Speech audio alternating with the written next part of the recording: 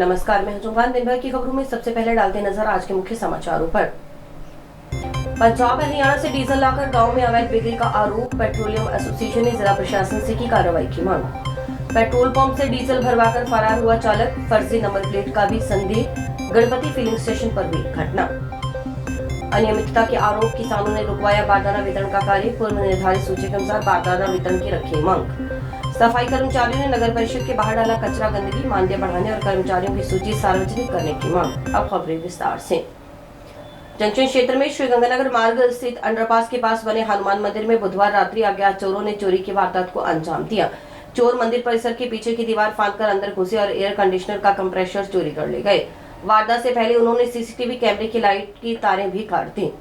लगातार हो रही चोरी की घटनाओं को लेकर स्थानीय लोगों में भी भारी रोष व्याप्त है।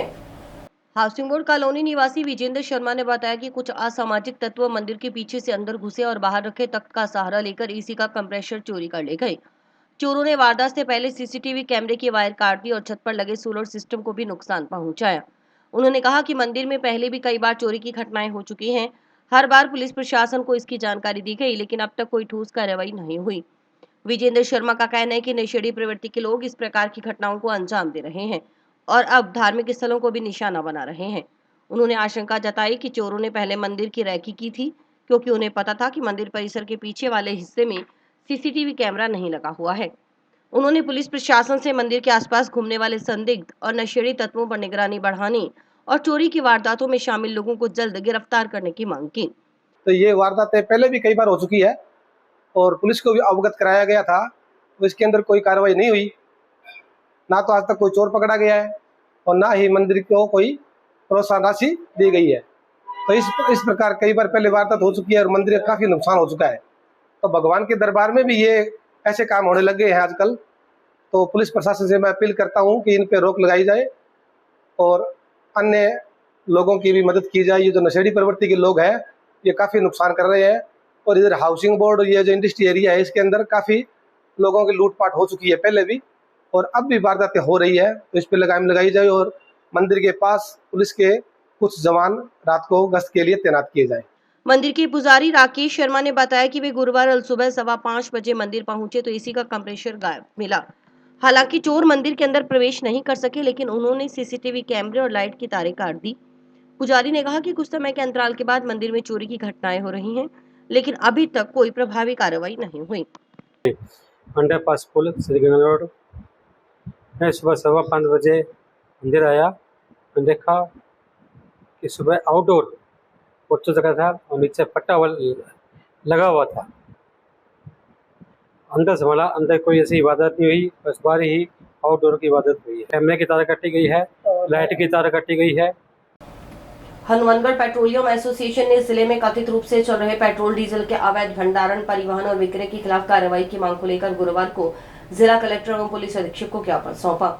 एसोसिएशन का आरोप है कि पड़ोसी राज्यों पंजाब और हरियाणा से बड़ी मात्रा में डीजल लाकर जिले के विभिन्न गाँव में अवैध रूप से बेचा जा रहा है। एसोसिएशन के जिलाधीश पतराम भांबू ने बताया कि पंजाब और हरियाणा में पेट्रोल डीजल की कीमतें अधिक होने के कारण कुछ लोग वहां से ईंधन लाकर हनुमानगढ़ जिले में अवैध रूप से बिक्री कर रहे हैं। इस संबंध में 22 मार्च 2024 को तहसीलवार सूची भी प्रशासन को उपलब्ध करवाई गई थी। समय समय पर जिला प्रशासन और जिला रसद अधिकारी को भी अवगत करवाया जाता रहा, लेकिन अब तक प्रभावी कार्रवाई नहीं हुई। भांबू ने आरोप लगाया कि जिला मुख्यालय से करीब 6 किलोमीटर दूर गांव मक्कासर की गली नंबर 2 में एक दुकान तथा गांव कोहला में एक होटल के सामने स्थित परिसर में बड़े पैमाने पर डीजल और पेट्रोल की अवैध बिक्री की जा रही है। इसके अलावा गांव लखोवाली में पुलिस चौकी के निकट भी 2 दुकानों पर खुलेआम ईंधन बेचे जाने का दावा किया गया। सचिव विपुल धमीजा और दीपक गोयल ने आरोप लगाया कि जिले के विभिन्न गांवों में सैकड़ों पिकअप वाहन अवैध डीजल सप्लाई के कार्य में लगे हुए हैं। ज्ञापन में कुछ वाहनों के पंजीकरण नंबरों का भी उल्लेख करते हुए इनके माध्यम से प्रतिदिन पंजाब से डीजल लाकर होटलों और अन्य स्थानों पर आपूर्ति किए जाने का आरोप लगाया गया। हनुमानगढ़ पेट्रोलियम एसोसिएशन ने जिला प्रशासन से मामले की निष्पक्ष जांच करवाने और अवैध रूप से पेट्रोल डीजल के भंडारण, परिवहन और बिक्री में संलिप्त लोगों के खिलाफ आवश्यक कानूनी कार्रवाई करने की मांग की। इसके अलावा एसोसिएशन ने जिला कलेक्टर को एक अन्य ज्ञापन सौंप प्रधानमंत्री और मुख्यमंत्री की रैलियों में जाने वाली बसों में भरे गए डीजल के बिलों का भुगतान करने की मांग की। साथ ही एसोसिएशन ने भविष्य में इस तरह की किसी भी रैली में पंप मालिकों की ओर से बिना अग्रिम भुगतान किसी भी वाहन में डीजल की आपूर्ति नहीं करने का निर्णय लेने की बात कही गई। माननीय मुख्यमंत्री जी की हनुमानगढ़ के अंदर रैली हुई थी। उस रैली के अंदर हनुमानगढ़ जिले की सभी तहसीलों से लाभार्थियों को बसों से उनकी रैली में प्रशासन द्वारा बुलाया गया था और उन बसों जो बसें लाभार्थियों को लाने के लिए गई थी, उन बसों में डीजल भरने के लिए जिला प्रशासन द्वारा हमें कूपन दिए गए थे और जिला प्रशासन ने आदेश किए थे कि ये कूपन लेके जो भी वाहन चालक आएगा उसमें डीजल भरना है। उस डीजल का हमें आज तक भुगतान नहीं हुआ है। हम इसके लिए बार बार जिला कलेक्टर महोदय से मिल चुके हैं। हर बार आश्वासन दिया जाता है पर अभी तक हमें डीजल का पैसे का भुगतान नहीं हुआ। आज फिर हम जिला कलेक्टर महोदय से मिलकर निवेदन कर रहे हैं कि हमें शीघ्र उसका भुगतान किया जाए। कलेक्टर महोदय को और एसपी महोदय को ज्ञापन सौंपने आए हैं कि जिले में जो भी अवैध भंडारण गांव-गांव ढाणी-ढाणी में किया जा रहा है उसके विरुद्ध सख्त कार्रवाई करने के लिए आज हम सब यहाँ पे आए हैं। आप सबको पहले भी कई बार जैसे पता होगा कि जिले में कितने ही अग्निकांड हो चुके हैं इस अवैध भंडारण के कारण और जिसमें जनहानि भी हुई है कई जगह पे। तो अभी तक प्रशासन द्वारा इस पर कोई भी सख्त कार्रवाई नहीं की गई है। तो इसीलिए आज फिर से हम एक बार और कलेक्टर महोदय से मिलने आए हैं और इस अवैध डीजल भंडारण के विरुद्ध सख्त कार्रवाई करने के लिए उनसे मिलने के लिए आज हम यहाँ पे। जंक्शन में संगरिया रोड स्थित गणपति फिलिंग स्टेशन पर एक व्यक्ति की ओर से ब्रेजा कार में डीजल भरवाकर भुगतान किए बिना फरार होने का मामला सामने आया है। पेट्रोल पंप संचालक ने पुलिस से रिपोर्ट दर्ज कर आरोपी के खिलाफ कानूनी कार्रवाई की मांग की। इस संबंध में गुरुवार को हनुमानगढ़ पेट्रोलियम डीलर एसोसिएशन के बैनर तले पुलिस अधीक्षक को ज्ञापन सौंपा गया। मैसर्स गणपति फिलिंग स्टेशन के संचालक दीपल गोयल ने बताया कि 9 जून की शाम करीब 4:30 बजे के करीब Maruti Brezza car number DL2 CBB 1639 petrol pump पर पहुंची। वाहन को एक केशधारी सिख व्यक्ति चला रहा था। शिकायत में बताया गया कि चालक ने पहले 500 रुपए का डीजल भरवाया, उसका ऑनलाइन भुगतान कर दिया। इसके बाद उसने वाहन की टंकी फुल करने को कहा। पंप कर्मी ने डीजल भर दिया, जिसके बाद कुल बिल 3,776.35 रुपए बना। आरोप है कि चालक ने भुगतान करने से पहले वाहन के टायरों में हवा जांचने की बात कही और कार लेकर वहां से निकल गया। इसके बाद वह शेष राशि का भुगतान किए बिना ही फरार हो गया। दीपक गोयल के अनुसार जब वाहन नंबर की ऑनलाइन जांच की गई तो पता चला कि इस नंबर की दिल्ली में पंजीकृत एक सेंट्रो पेट्रोल कार है, जबकि पेट्रोल पंप पर डीजल एक मारुति ब्रेजा वाहन में भरवाया गया था। शिकायतकर्ता ने संबंधित नंबर के वाहन मालिक से संपर्क किया तो उसने बताया कि उसकी सेंट्रो कार वर्तमान में दिल्ली में ही है। इस आधार पर शिकायतकर्ता ने आशंका जताई कि डीजल भरवाने वाले व्यक्ति ने अपनी ब्रेजा कार पर फर्जी नंबर प्लेट लगा रखी थी, इसलिए कार सवार की ओर से अवैध गतिविधियों में संलिप्त होने की संभावना से इनकार नहीं किया जा सकता।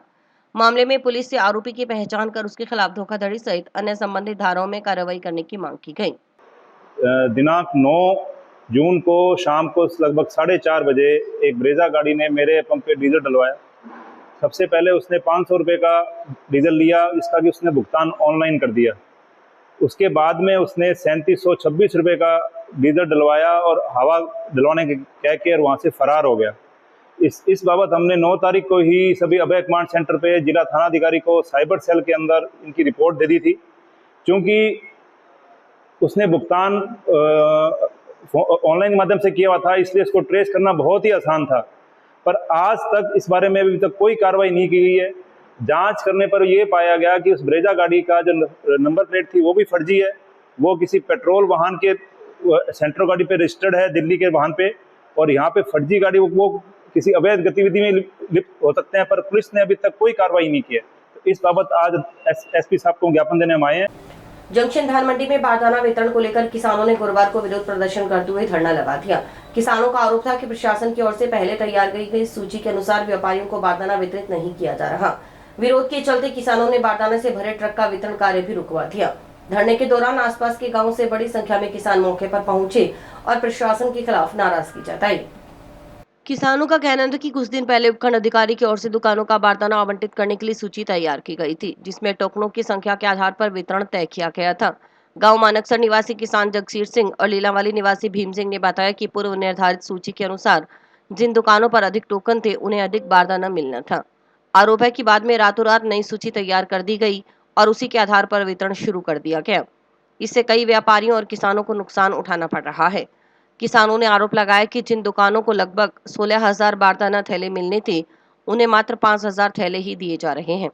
उन्होंने मांग की कि 4-5 दिन पहले एसडीएम की ओर से तैयार की गई सूची के अनुसार ही बारदाना वितरित किया जाए। ਅੱਜ ਹਨੂਮਾਨਗੜ੍ਹ ਮੰਡੀ ਦੇ ਅੰਦਰ ਬਹੁਤ ਭਾਰੀ ਮਾਤਰਾ 'ਚ ਸਾਰੇ ਕਿਸਾਨ ਵੀਰ ਇਕੱਠੇ ਹੋਏ ਨਾ।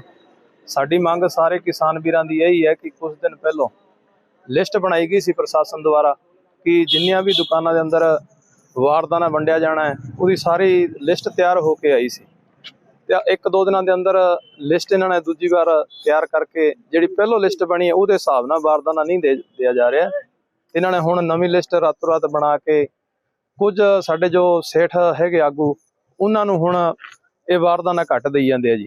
ਸਾਡੇ ਸਾਰੇ ਜ਼ਿਮੀਂਦਾਰਾਂ ਦੀ ਇਹੀ ਮੰਗ ਹੈ ਕਿ ਜਿਹੜੀ ਅੱਜ ਤੋਂ 4-5 दिन ਪਹਿਲਾਂ ਲਿਸਟ ਬਣੀ ਸੀ प्रशासन द्वारा वही लिस्ट लागू करी जावे। ग्राम पंचायत मक्कासर के प्रशासक बलदेव सिंह ने बताया कि एफसीआई के करीब 65,000 थैलों का बारदाना धान मंडी पहुंचा हुआ है। बारदाने से भरा ट्रक पिछले 3 दिनों से मंडी में खड़ा था, लेकिन वितरण को लेकर विवाद के कारण किसान और व्यापारी परेशान हो रहे थे। उन्होंने बारदाने का पारदर्शी और पर्याप्त वितरण सुनिश्चित करने की मांग की ताकि किसानों की पूरी गेहूं उपज की खरीद हो सके। बाद में अतिरिक्त जिला कलेक्टर की ओर से किसानों और संबंधित पक्षों के साथ वार्ता कर मध्यस्थता की गई। प्रशासन की ओर से पूर्व में तैयार सूची के अनुसार बारदाना वितरण कराने का आश्वासन दिए जाने के बाद किसानों ने धरना समाप्त कर दिया। इसके बाद बारदाना वितरण का कार्य फिर से शुरू हो गया। एफसी का जो बारदाना है 65,000 थैला आया था। 3 दिन से ट्रक यहाँ खड़ा है। प्रशासन और मंडी सेक्रेटरी का हम धन्यवाद करते हैं कि 3 दिन से किसान और व्यापारी परेशान थे। सिर्फ एक व्यापारी की वजह से जो आज 3 दिन बाधित रहा है काम। और आज हम एडीएम साहब को भी धन्यवाद करते हैं पूरे प्रशासन का कि जिसने फैसला करा के और बारदाना जिस लिस्ट के मुताबिक जितने परसेंटेज आता था सब व्यापारियों को वितरण किया जाएगा।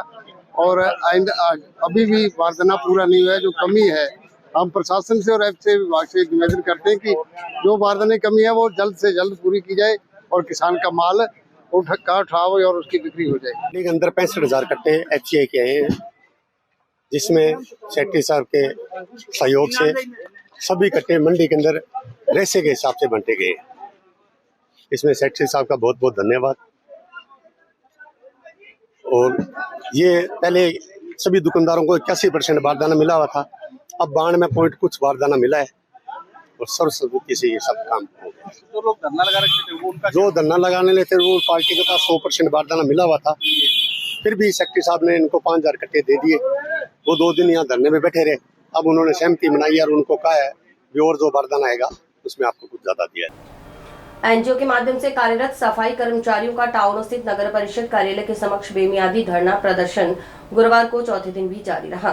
मांगों पर सुनवाई नहीं होने से नाराज कर्मचारियों ने विरोध स्वरूप शहर का कचरा और गंदगी नगर परिषद कार्यालय के मुख्य द्वार के सामने डाल दी, जिससे परिसर के बाहर गंदगी फैल गई और लोगों को परेशानी का सामना करना पड़ा।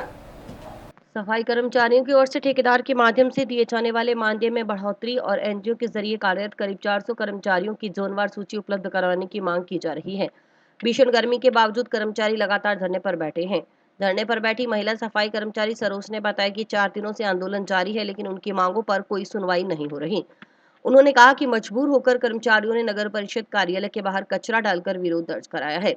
उनका कहना था कि सफाई कर्मचारी वेतन में मात्र 200 रुपए की बढ़ोतरी की मांग कर रहे हैं, लेकिन इस पर भी सकारात्मक निर्णय नहीं लिया जा रहा। उन्होंने बताया कि एनजीओ के माध्यम से कार्यरत अधिकांश महिला कर्मचारी किराए के मकान में रहकर जीवन यापन कर रहे हैं। उन्हें मात्र 6,000 रुपए प्रति माह मानदेय मिल रहा है। कई कर्मचारियों को सफाई कार्य करते हुए 18 वर्ष से अधिक समय हो चुका, लेकिन वे न तो स्थायी हुए और न ही उनके वेतन में अपेक्षित वृद्धि हुई। जी हमारे इतने दिन हो गए माना हड़ताल करे ना, 3-4 दिन हो गया, चौथा दिन है, कोई हमारी सुनाई को नहीं कर रहा, ना कोई उठ गा रहा, ना कुछ कह रहा, ना कोई और। तो माना या कचरा गिरने पर मजबूर करे, मांगे तो बिना 100-200 रुपए फालतू ही है, जान तो को नहीं मांगी वे सोचा हमारी जान ही मांग ली। हमारी 4 दिन हो गए जान निकल रही है, कौन देख रहे कि है बैठे ऊपर है बैठे कहने में बैठे ऑर्डर मार दे, कभी दमकल बुला ला, कभी की बुला ला, कितना कचरा साफ करवाओगे, कौन ही करवा सके, वे कचरा साफ करेंगे मैं खिंडावांगे, हमारा यही है कहना। ठीक है, हमारी मांग तो यही है, हमारी तनख्वाह बढ़नी चाहिए। जितनी भी बहना मेरी आज घर छोड़ कर बैठी है, काम छोड़ कर बैठी है, दिहाड़ी मजदूरी किराया पर रही है, 200 रुपये आएंगे 200 रुपये जाएंगे, के कौन लगा, सब कुछ लगा है मैं सोचो जना मैं यहीं बैठे आके बिना ना रोवा के बिना का जीजू आसान है ना तनख्वाह बढ़ावा ना कोई और बढ़ावा भी मान्य तो बिना 200 रुपये ही मांग रहे बिना है और के मांग रहे बिना है जब इतनी इतनी तनख्वाह सारा टेम्पो अरे क्यों को नहीं आ कचरा क्यों के बिना 9 जा रहा है तनख्वाह जद को नहीं आ रहे वे हमारी 6 जा रहे कितना फासला है हमारी तनख्वाह में काम भी ज्यादा आज मैं अब जब से ना उठाऊंगे तो और क्या करा इतने साल तो हो गए माना 18 साल हो गए आज कम से कम माना नौकरी ना मिली नौकरी में नाम ना आया तो कम से कम तनख्वाह बढ़ाने में सहयोग तो करो। वहीं नगर परिषद आयुक्त सुरेंद्र यादव ने कहा कि प्लेसमेंट एजेंसी के माध्यम से कार्यरत सफाई कर्मचारियों को ठेकेदार की ओर से श्रम विभाग के नियमों के अनुसार न्यूनतम मजदूरी का भुगतान किया जा रहा है। साथ ही ईएसआई और पीएफ की कटौती भी नियमानुसार की जा रही है। एनजीओ के माध्यम से जितने कर्मचारी कार्यरत हैं उनका भुगतान नियमित रूप से किया जा रहा है। उन्होंने नगर परिषद कार्यालय के सामने कचरा और गंदगी डालने की घटना को राजकार्य में बाधा उत्पन्न करने वाला कृत्य बताते हुए संबंधित के खिलाफ कानूनी कार्रवाई की चेतावनी दी। ये जो धरने पे बैठे हैं हमने नगर परिषद में सफाई व्यवस्था हेतु और अन्य काम के लिए एक टेंडर कर रखा है जिसके माध्यम से ये सफाई कर्मचारी सफाई श्रमिक अपने प्लेसमेंट एजेंसी के माध्यम से ले रखे हैं। तो इन्होंने मोटा जो मेरे से वार्ता हुई थी पहले उसमें उन्होंने एक तो ये कहा कि इनका जो मानदेय दिया जा रहा है इनको जो पैसे ठेकेदार के द्वारा दिए जा रहे हैं उनमें वृद्धि की जाए और इसके अलावा ये कुछ जो मांगे थी ये हमारा पीएफ है 26 दिन की बजाय 30 दिन का कट रहा है। तो इस संबंध के अंदर इनसे वार्ता भी की गई थी। बाकी इसमें नगर परिषद के द्वारा फाइनेंस डिपार्टमेंट का जो बेसिस आधार पर कर्मचारी या काम करवाए जा रखने के लिए मैन पावर के जो टेंडर किए गए वो बिल्कुल एज पर रूल किए गए और इनको जो ठेकेदार के द्वारा भी जो मानदेय दिया जा रहा है।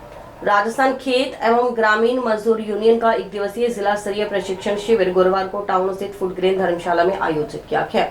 शिविर में यूनियन के राष्ट्रीय सह सचिव ब्रिजलाल भारती ने विशेष रूप से भाग लेकर मनरेगा मजदूरों से जुड़े विभिन्न मुद्दों पर विस्तार से चर्चा की।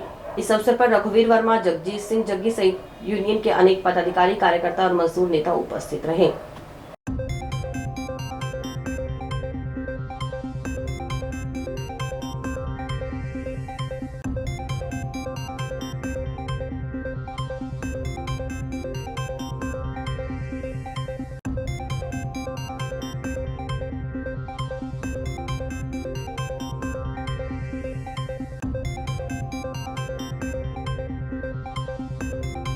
आज अखिल भारतीय खेत मजदूर ग्रामीण यूनियन का 1 दिवसीय प्रशिक्षण शिविर यहाँ फूड ग्रेन मर्चेंट एसोसिएशन में होने जा रहा है जिसमें हमारे राष्ट्रीय उपाध्यक्ष भारती जी इस शिविर में पहुंचे हैं और तमाम साथियों को संबोधित वो लोग कर रहे हैं।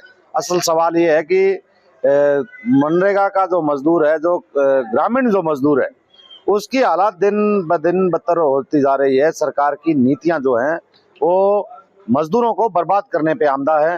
खेत मजदूरों को उनकी तमाम उन मजदूरी से बेदखल करने की योजना मोदी सरकार बना रही है। इसको लेकर के हमारे जिले भर का खेत मजदूर यहाँ आज आया है और इस शिविर में उन तमाम साथियों ने जो गांव का देहात का जो मजदूर है, जो मनरेगा की योजना को मोदी सरकार बंद करना चाहती है, उनके अरमानों पे पानी फेरना चाहती है, इसको लेकर के भी अखिल भारतीय खेत मजदूर यूनियन यहाँ कार्यक्रम बनाएंगे और देश में लगातार बढ़ रही महंगाई, बेरोजगारी, खास तौर से मनरेगा मजदूरों के समस्याओं पर बात करने के लिए आए हैं। और मनरेगा को जिसको सरकार ने समाप्त किया है और एक मायने में जो बीबी ग्राम जी योजना ले आए हैं, ये से मजदूरों का कोई फायदा होने वाला नहीं।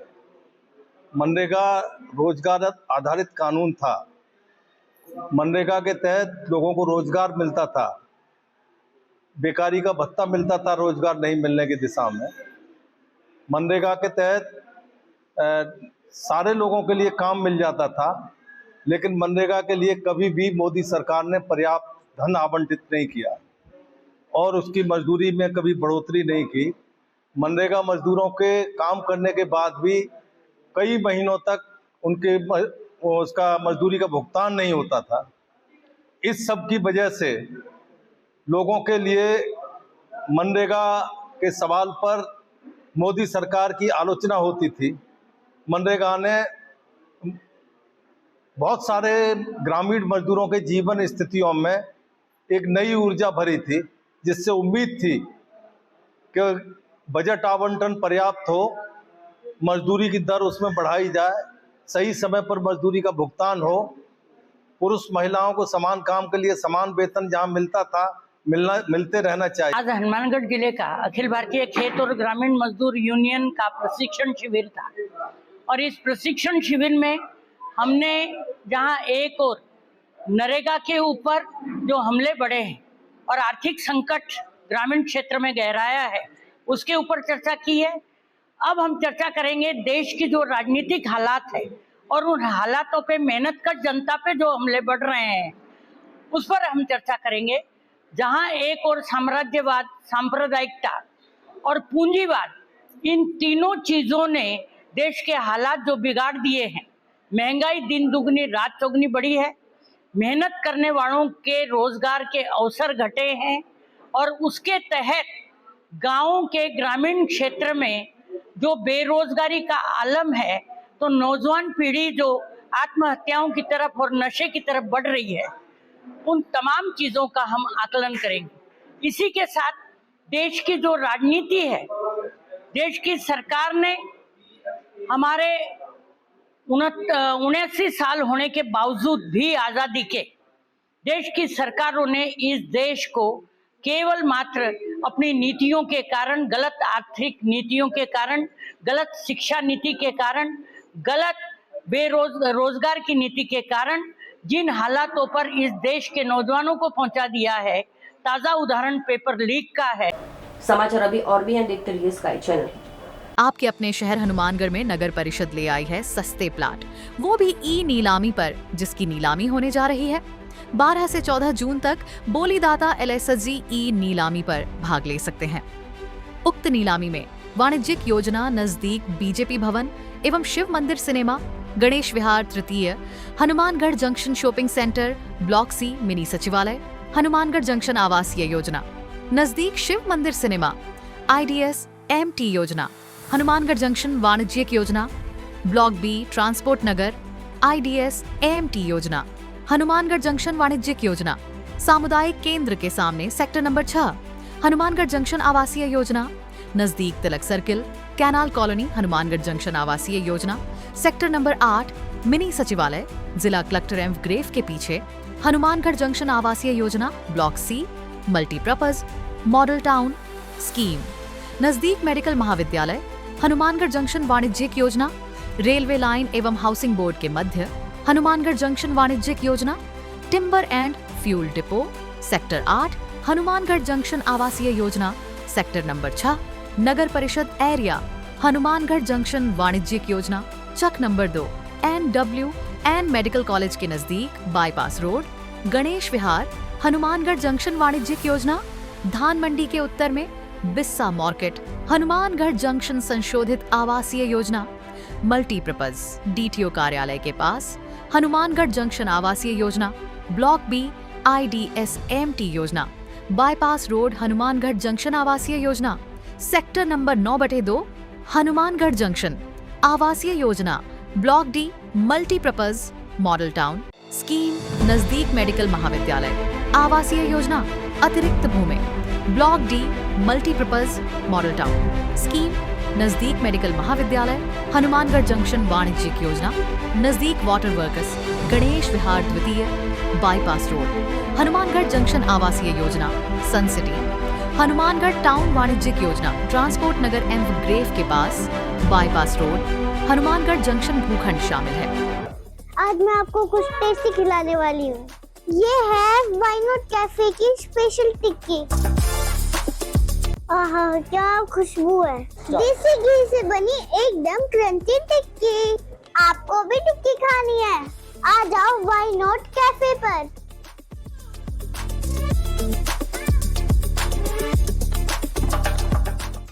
व्हाई नॉट कैफे, यहाँ पर मिलता है हनुमानगढ़ का सबसे टेस्टी पिज्जा। मुझे पिज्जा बहुत पसंद है। जब भी मुझे पिज्जा खाने का मन होता है तभी मैं इधर ही आती हूँ। सच में हनुमानगढ़ का सबसे बेस्ट पिज्जा यहाँ पर मिलता है। देख क्या रहे हो, आपको भी पिज्जा खाना है तो आ जाओ ना वाई नॉट कैफे पर।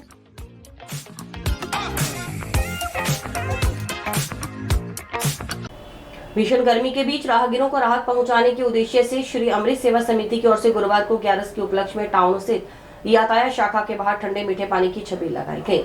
यातायात शाखा के सहयोग से आयोजित इस सेवा कार्य में समिति के सदस्यों ने वाहन चालकों और राहगीरों को शीतल जल वितरित किया।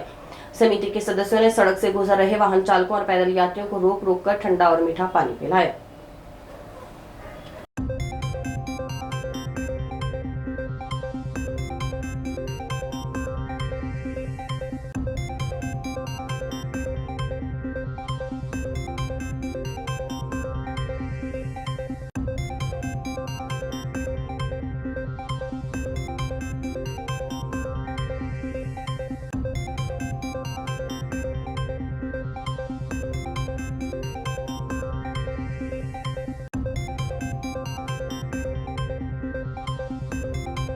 हमने 11 के मौके पर यहाँ यातायात पुलिस थाने के समक्ष मीठे व ठंडे पानी की सेवा की।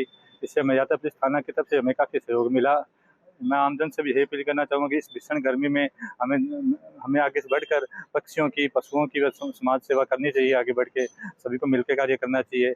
इससे पूर्व अमृत सेवा समिति की तरफ से लास्ट ईयर पंजाब में जो बाढ़ आई थी, वहाँ भी काफ़ी वहाँ जाकर हमने खुद ने वहाँ फिजिकली जाकर वहाँ हम राशन पानी के रूप में बिस्कुट, बाकी सूखा राशन वगैरह पानी लेके गए थे। वहाँ भी हमने काफ़ी सप्लाई किया था।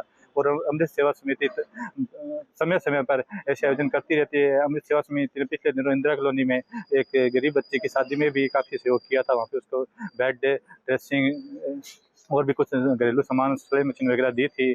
अभी पिछले दिन अमृत सेवा समिति ने रूपनगर में एक कोई नौजवान था, उसके पिताजी की डेथ हो गई थी।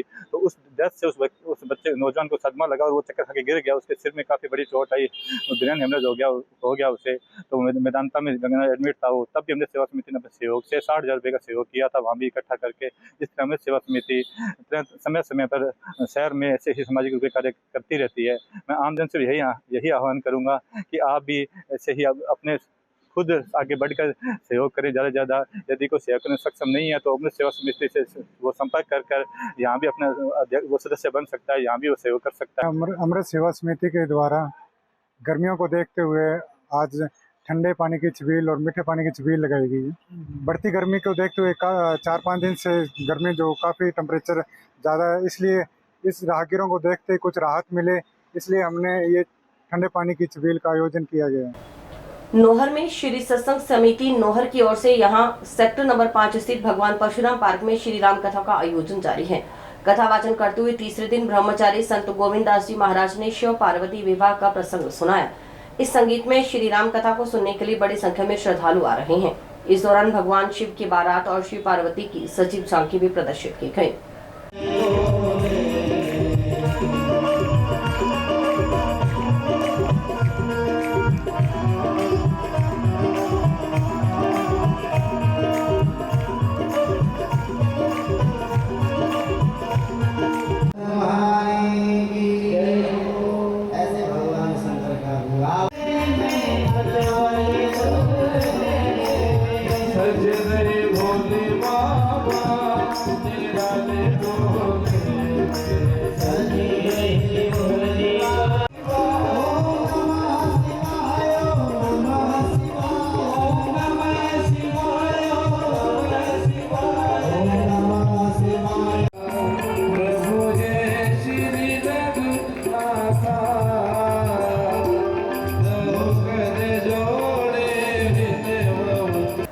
और इसी के साथ समाचार समाप्त हुए। रोजाना देखते रहिए समाचार। नमस्कार।